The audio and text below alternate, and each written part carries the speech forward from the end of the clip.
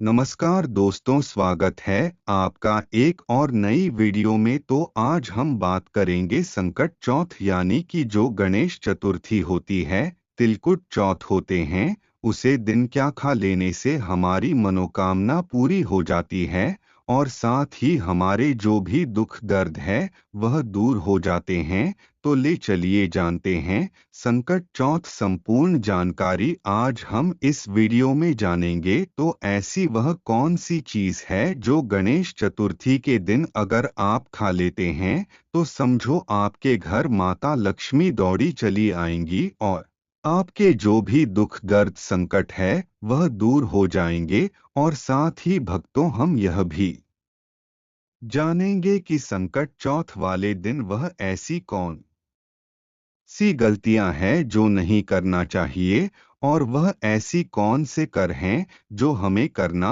और सबसे ज्यादा महत्वपूर्ण बातें हैं कि उसे दिन हमें किस चीज का भोग लगाना चाहिए। गणेश जी बहुत ही ज्यादा पसंद है। साथ ही भक्तों, कहा जाता है कि अगर इस दिन आप पूरे श्रद्धा भाव से व्रत करते हैं तो भगवान श्री गणेश आपके सभी दुख दर्द संकटों को हर लेते हैं और आप पर अपनी पूरी कृपा बनाते हैं। तो लिए चलिए जानते हैं, इस वीडियो में हम सभी प्रकार की जानकारी को विस्तार पूर्वक जानेंगे। तो आप वीडियो के अंत तक बने रहिए। आज हम इस वीडियो में जानेंगे गणेश चौथ को लेकर बहुत सारी महत्वपूर्ण बातें। आप लोगों के प्रश्न है कि शुक्रवार का दिन पड़ गया, संतोषी माता का व्रत करते हैं, तो व्रत कैसे करें? नमक खा सकते हैं या नहीं खा सकते हैं? पहली बार यह व्रत कर सकते हैं? बेटी के लिए क्या यह व्रत कर सकते हैं? सभी प्रश्नों के उत्तर आज हम इस वीडियो में जानेंगे।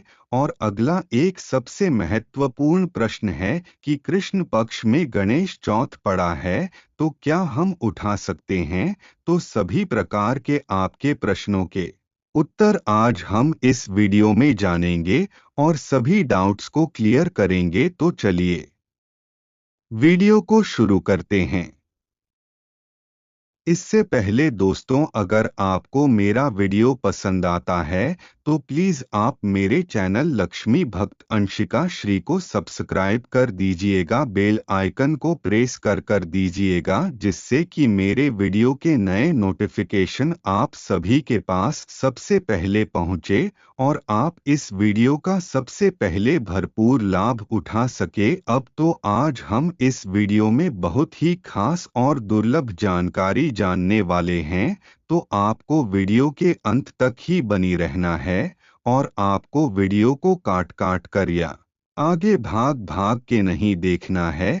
अगर आप वीडियो को इस तरीके से देखेंगे तो आपको कुछ भी समझ में नहीं आएगा। तो आपको वीडियो के अंत तक बिल्कुल बिना भगाए बने रहना है। तो चलिए शुरू करते हैं और सभी महत्वपूर्ण बातें जान लेते गणेश चौथ को लेकर। तो सबसे पहले बता दूं आपको, गणेश चौथ को गणेश चतुर्थी, सकट चौथ, संकष्टी चौथ, तिल चौथ, माँ की चौथ, माघ चौथ, तमाम ऐसे नाम से इस व्रत को हम जानते हैं और अधिकतर लोग यह व्रत करते हैं और हर राज्य में अलग अलग नाम से जाना जाता है। कुछ लोग मग में उठते हैं और भादों में बैठे हैं और कुछ लोग भादों में उठते हैं और मन में बैठे हैं।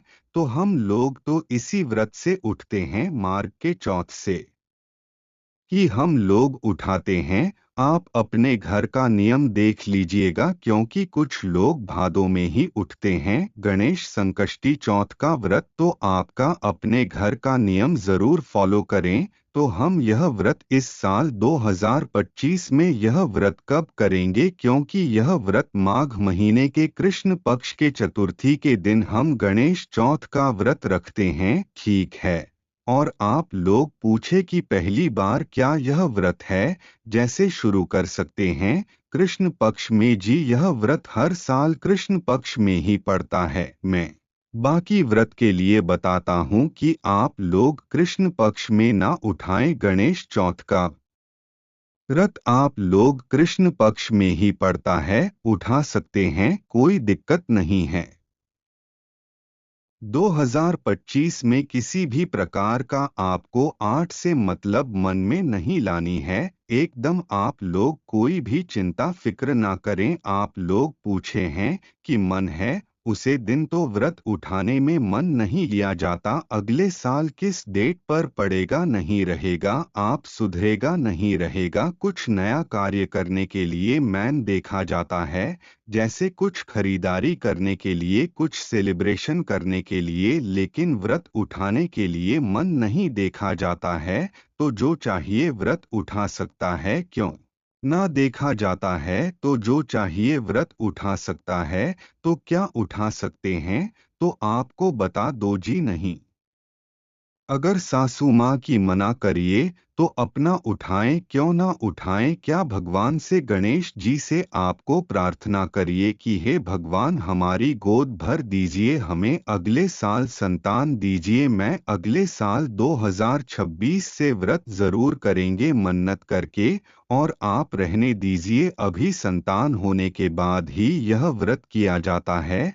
तो आप अपने घर का नियम जरूर मानिए। अगर सासू मान करिए तो मत कीजिए, क्योंकि यह व्रत जो है ना संतान के दीर्घायु के लिए, उनके सुखी जीवन के लिए, मतलब हमारा संतान जो, हमारा बच्चा जो है, जहाँ स्वस्थ रहे, सुरक्षित रहे, हो निरोग रहे। हम माताएं तो यही चाहते हैं ना। तो आप लोग यह व्रत शुरू कर दीजिएगा, वेट मत कीजिएगा अगले साल का, क्योंकि 12 घंटे का ही व्रत होता है, निर्जला और निराहार। और इसमें जैसे रात को हम फलाहार मतलब करते हैं, भोजन नहीं करते हैं, ऐसे पहला वीडियो तो डाल चुका हूँ, वह कुछ दिन पहले डाल चुका था, लेकिन बहुत सारी बहनें अभी नहीं देखी हैं। मुझे पता चल गया, क्योंकि आप लोगों के कमेंट चौथ के लिए वीडियो डालिए, वीडियो डालिए। तो आप लोग पिछला वीडियो भी देखिएगा, बहुत सारी चीज उसमें बताई हूँ। तो इसमें कोशिश कर रहा हूँ कि वीडियो ज्यादा बड़ा ना हो, तो यह सब हो गया। पहली बार उठाने का व्रत छूट गया तो भी आप लोग फिर से दोबारा से उठा सकते हैं, कोई दिक्कत नहीं है। इसमें बहुत नियम है, जरूर है। भक्तों, कई माताएं और बहनों की प्रॉब्लम होती है, जैसे कि नई नई शादी होती है, तो उसके बाद क्या यह व्रत कर सकते हैं? तो वहाँ बेशक कर सकती है, क्योंकि खरमास का जो महीना है वह निकल चुका है। अब इसके बाद आप कोई भी व्रत है उसकी शुरुआत कर सकती हैं। और जो भी नई बहू वगैरह होती है और जो भी माता बहनें होती है, वह भी इस व्रत को कर सकती हैं। तो उसमें कोई प्रॉब्लम नहीं है। यह सब हो गया पहली बार उठाने का। व्रत छूट गया तो भी आप लोग फिर से दोबारा से उठा सकते हैं, कोई दिक्कत नहीं है। अगला आप लोगों ने पूछा है कि दीदी गुरुवार का व्रत नहाए खाएगा, इसमें बहुत नियम है बाल वगैरह धोने का। तो आप या तो बुधवार को धो लीजिए, उसके बाद लहसुन प्याज मत खाएगा। और ऐसे गुरुवार को व्रत में नहीं लिया जाता है। अगर आपको चाहे तो गुरुवार को भी बोल वगैरह धोकर भजन करनी चाहिए। आपके घर क्या खाया जाता है आप लोग देख लीजिएगा। और शुक्रवार के दिन हम व्रत रखेंगे। और जो लोग गुरुवार का व्रत करते हैं तो अपना मीठा भोजन करेंगे, नहीं नमक खाएंगे। तो आप देख लीजिएगा, चाहे तो इसकी भी कर सकते हैं, तो दोनों कार्य कर सकते हैं। तीनों कार्य बुधवार को देख लीजिए, दो ही तीन ऑप्शन है आपके पास, या तो बुधवार को धोनी है और गुरुवार टोटल है। अपना शारीरिक क्षमता के अनुसार कार्य हमें करनी चाहिए। अगला प्रश्न क्या है कि शुक्रवार के दिन, जैसे यह व्रत जो है कब पड़ा है, 17 जनवरी को दिन है, शुक्रवार 17 जनवरी 2025 को पड़ा है। और शुक्रवार के दिन बहुत सारी बहनें जैसे वैभव, लक्ष्मी, संतोषी माता का व्रत रखें। हम क्या करें, माता की पूजा कर लीजिएगा और फल फलहार पर रह जाएगा।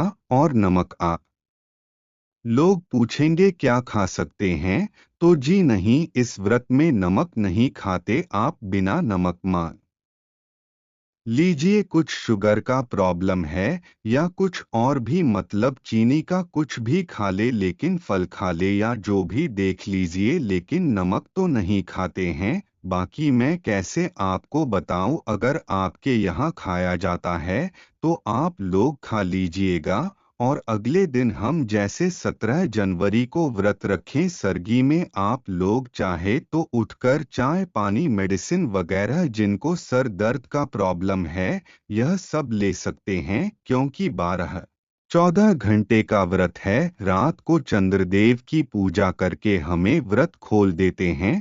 बच्चों के हाथ से भी खुला सकते हैं, बच्चों को उससे आप लोग चंद्रदेव की पूजा करवा सकते हैं, जैसे दिलवा सकते हैं। कथा सुनते हैं, पढ़ते हैं, हर प्रकार के वीडियो में करके दिखाए हूँ और डाला भी हूँ। चंद्रदेव को आग कैसे देंगे, कई बार तो ऐसे वीडियो डाल की हूँ पूजा करके, लेकिन समय मिलेगा तो जरूर करेंगे, क्योंकि मुझे बिना बहुत सारे कार्य रहते हैं। यह मतलब थोड़ा समय नहीं मिलता है कि उसे दिन हम पूजा पाठ करके और शाम को फिर हम फलाहार करते हैं। और इस व्रत में 5 फल जरूर भगवान को चढ़ाते हैं। वह क्या क्या है?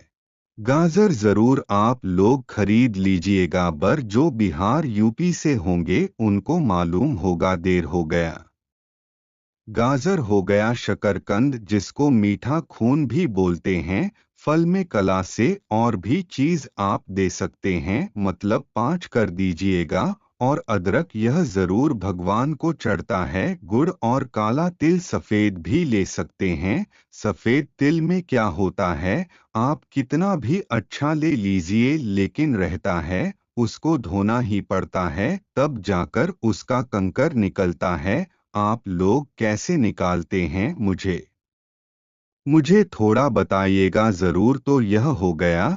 और हम विधिवत भगवान की पूजा पाठ करते हैं। गणेश जी के साथ माता लक्ष्मी की भी हम लोग पूजा करते हैं, या गोबर से भी आप गौरी गणेश बना सकते हैं। मूर्ति रखें दिवाली वाला तो वह भी ले सकते हैं। और पूजा पाठ करके भगवान को चंदन तिलक बच्चों को भी लगा दीजिए, रक्षा सूत्र बंध दीजिए। यही सब कार्य हमें करनी है। गणेश चौथ के दिन आपको बता दे, अब आपको बता दूं कि आज चंद्रोदय का समय दिवाली वाला तो वह भी ले सकते हैं। और पूजा पाठ करके भगवान को चंदन तिलक बच्चों को भी लगा दीजिए, रक्षा सूत्र बंध दीजिए। यही सब कार्य हमें करनी है। गणेश चौथ के दिन है।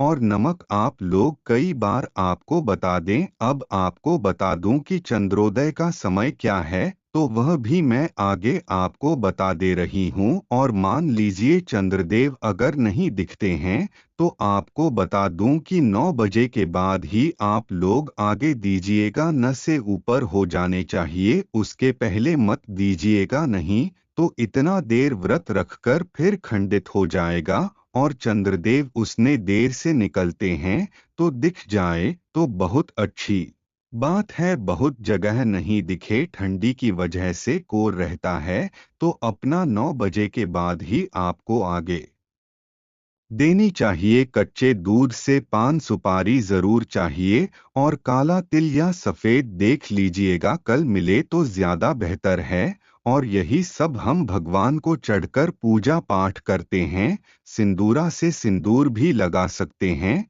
माघ महीने के कृष्ण पक्ष के चतुर्थी के दिन हम गणेश चौथ का व्रत करते हैं, रात को 9:01 पर। तो आप देख लीजिएगा, क्योंकि हर राज्य में अलग अलग समय पर चंद्रोदय होता है, तो पहले भी हो सकता है और इसके इस समय के बाद भी हो सकता है। आशा करती हूँ कि सभी बातें अभी आप लोगों के समझ में आ गई होगी। तो चलिए, अब हम आपको गणेश चतुर्थी यानी कि जो गणेश तिलकूट होते हैं, उसे दिन की पूजा विधि भी आपको बता देते हैं कि उसे दिन आपको पूजा किस तरीके से करनी है। तो एकदम यहाँ पर हम एकदम सरल विधि जानेंगे, जो आप आमतौर पर घर में कर सकते हैं। इसके लिए हमें ज़्यादा सामग्री की भी ज़रूरत नहीं पड़ेगी। तो सबसे पहले आपको क्या करना है कि जो तिल होते हैं, जो सफ़ेद तिल होते हैं, वह आपको मार्केट से खरीद कर लाना है। अगर आपके घर पर अवेलेबल है तो आप घर का तिल का भी उसे कर सकते हैं। तो सबसे पहले आपको उसे जो तिल होता है उसके गणेश जी की एक प्रतिमा बना लेनी है, क्योंकि जो तिलकुट गणेश चतुर्थी होती है उसे दिन तिल के गणेश जी की ही प्रतिमा का महत्व बताया गया है। कहा जाता है कि इस दिन गणेश जी की जो प्रतिमा होती है वह तिल की ही बनाई जाती है। तो आपको सबसे पहले दिल की एक प्रतिमा बना लेना है। जो सफ़ेद वाली टाइल होती है उसकी ही प्रतिमा बनाना है। अब इसके बाद आपको क्या करना है, एक पता लेना है। पूजा के लिए आपको एक चौकी तैयार करना है। चौकी के लिए आप एक पटा लेंगे और उसे पर एक लाल कलर का वस्त्र बिछा देना है। अब उसके ऊपर जो आपने गणेश जी की प्रतिमा बनाई हुई है, अन्य की जो गणेश जी बने हुए हैं तिल के, उसको स्थापित कर देना है। अब इसके बाद आपको जो भी फूल डूबा जो भी आप चढ़ना चाहते हैं वह चढ़ा सकते हैं। अब उसके बाद आपको एक दीप प्रज्वलित करना है। अब इसके बाद दीपजौल कर देंगे और उसके बाद जिस तरीके से आप पूजा करते हैं, दिवाली की पूजा करते हैं या फिर और भी व्रत वगैरह की पूजा करते हो, उसे तरीके से आप यहाँ पर पूजन करेंगे। और आपने जो भी लड्डू वगैरह बनाए हैं उसको भी आप चढ़ा सकते हैं। अब दीप प्रज्वलित करने के बाद आप अग्नि की एक भस्म लेंगे और वहां पर अग्नि के ऊपर आपको पूजन करना है।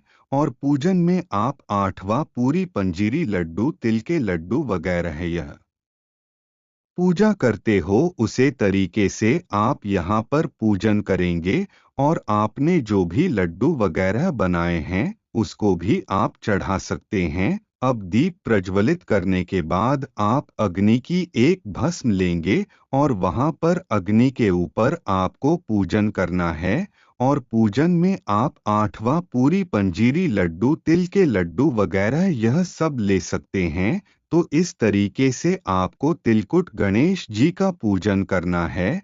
और उसे दिन आपको पूजन के साथ एक और चीज करना है, चलिए वह भी बता देते हैं। और यह भी आपको पूजन के तुरंत बाद ही करना है। चलिए तो अब आपको हम गणेश चतुर्थी के दिन यानी जो तिलकुट गणेश जी होते हैं उसे दिन आपको गौ माता से जुदा भी उपाय बता देते हैं। उससे पहले गौ माता से संबंधित जानकारी भी जान लेते हैं। शास्त्रों में गाय को माता का दर्जा दिया गया है। गाय को मारने वाला माता को मारने पीटने वाले के समान पाप का भाग्य समझा जाता है। नरक लोक में वर्षों तक कष्ट भोगना पड़ता है। अगले जन्म पशु योनि में मिलता है कि गौतम मुनि ने गलती से गाय को डंडा मार दिया था, जिस गाय की मृत्यु हो गई थी। और इस पाप से मुक्ति के लिए इन्हें वर्षों तक तपस्या करनी पड़ी। भगवान श्री कृष्ण जी ने बैल स्वरूप में आए वृद्ध ध आश्रम का वध कर दिया था, जिससे मुक्ति के लिए भगवान श्री कृष्ण को संपूर्ण तीर्थ को एक कुंड में बुलाना पड़ा। और इस कुंड में स्नान से वह पाप मुक्त हो गए थे। यह दोस्तों साथ ही साथ पानी पी रही गाय को भागते हैं, वह घोर पापी के भंग बनाकर होते हैं। ऐसे लोग घर आप से मुक्त होकर स्वर्ग पाए जाते हैं और बड़े ही धनवान कल में जन्म लेकर सुख भोगते हैं। और साथ ही साथ आराम कर रही गाय को कष्ट देकर कभी भी उठाना नहीं चाहिए। वह जन्म में किए गए जाने अनजाने में पापों से मुक्ति हो जाती है और गोलोक में स्थान पाते हैं। गाय को डंडा मारकर उठना, पानी डालकर उठाने से मनुष्य पाप का भागी बनता है और अगले जन्म बाद फिर से बछड़े के लिए बचा हुआ दूध भी धो लेते हैं। ऐसा करना घोर पाप कहा जाता है। ऐसे दूध को धोने वाला और ग्रहण भी बन जाते हैं। दोस्तों, साथ ही साथ शास्त्रों में कहा गया है कि गोवंश मतलब गाय और बैल के पीठ पर नहीं बैठना चाहिए, उनका पीठ बैठने से महापाप लगता है। ऐसे लोगों को नरक की यात्रा भोगनी पड़ती है। एकमात्र देव के अंश के उत्पन्न नदी ही गौवंश है, जिस पर स्वयं महादेव और महादेवी सवारी करती हैं, क्योंकि नंदी ने स्वयं अपनी इच्छा से महादेव की सवारी बनना स्वीकार किया था। और साथ ही साथ शास्त्रों में गाय के दान को बहुत ही महत्व दिया गया है, परंतु ऐसी गाय का दान कभी नहीं करना चाहिए जो बूढ़ी और बीमार हो। कठोपनिषद में नचिकेता की कथा भी इस संदर्भ में है कि जिस नचिकेता ने पिता द्वारा बूढ़ी गाय को दान करने पर आपत्ति जताई थी, दूध देने वाली और बछड़े सहित जो लोग गाय का दान करते हैं, वह महान पुण्य को हासिल करके स्वर्ग में स्थान पाते हैं। दोस्तों, साथ ही साथ सूर्य, चंद्र, मंगल या शुक्र की युक्ति राहु से हो तो पितृदोष होता है। यह भी मानता है कि सूर्य का संबंध पिता से एवं मंगल का संबंध रक्त से होने के सूर्य यदि शनि, राहु या केतु या दृष्टि हो तथा मंगल की युति राहु या केतु से हो तो पितृदोष होता है।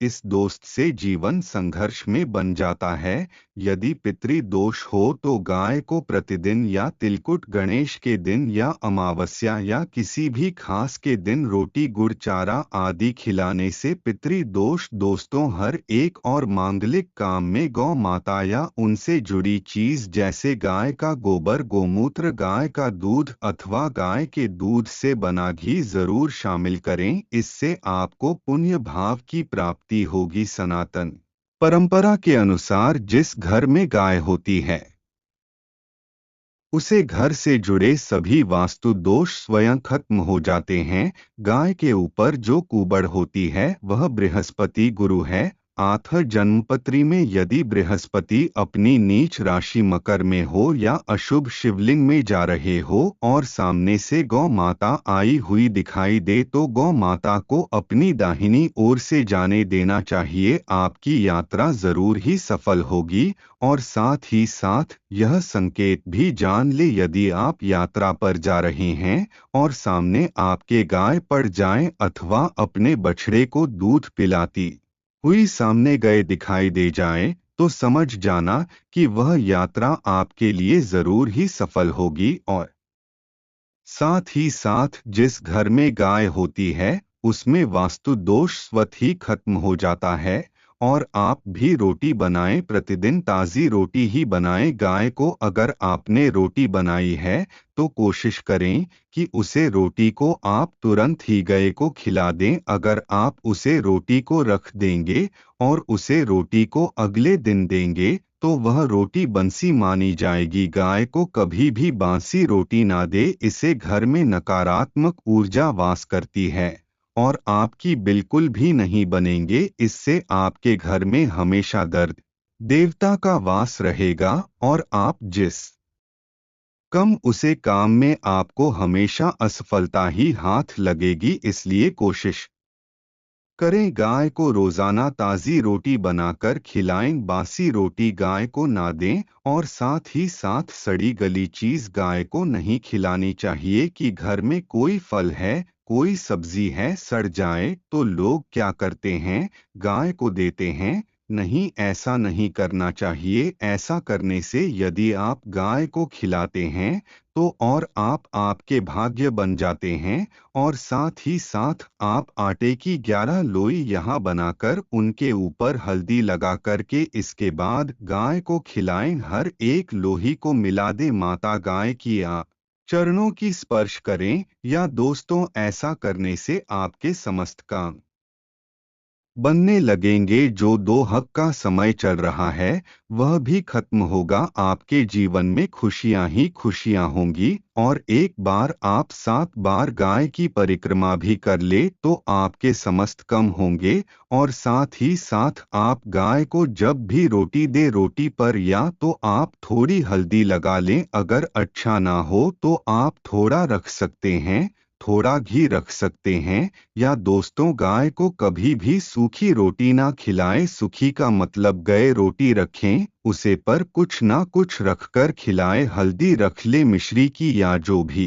रख ले, मतलब खाली रोटी नहीं खिलानी। इस बात का जब भी आपको शुभ फलों की प्राप्ति होगी। जी हाँ दोस्तों, उपाय करते समय कुछ बातें जिन्हें आपको ध्यान में जरूर रखना चाहिए। या दोस्तों, वीडियो अच्छी लगी हो, वीडियो को लाइक करें, ज्यादा से ज्यादा अपने दोस्तों में शेयर करें और मेरे चैनल लक्ष्मी भक्त अंशिका श्री को सब्सक्राइब करें।